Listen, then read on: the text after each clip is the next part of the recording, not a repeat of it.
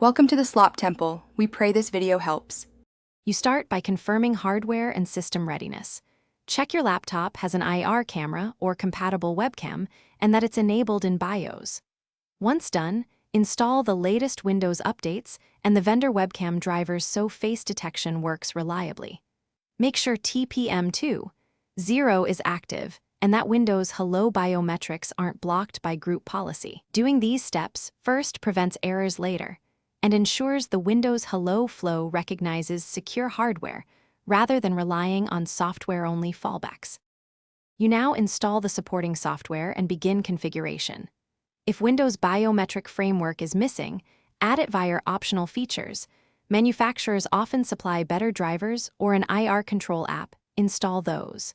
Then open Settings, Accounts, Sign-in options, and select Windows Hello Face. Follow the on-screen prompts and position your face at eye level. Move slowly to complete the scan. Make sure ambient light is steady and remove glasses if they cause reflections. This creates a high-quality template so recognition is fast and reliable.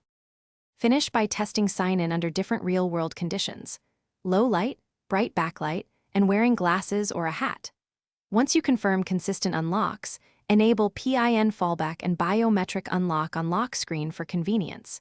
If it fails, update the webcam/IR drivers, verify group policy and TPM status, then delete and re-enroll your face. Small changes in angle or lighting often fix mismatch problems. A crucial troubleshooting tip: prioritize manufacturer IR drivers over generic ones because they provide the Thanks for watching. Consider subscribing if we helped you.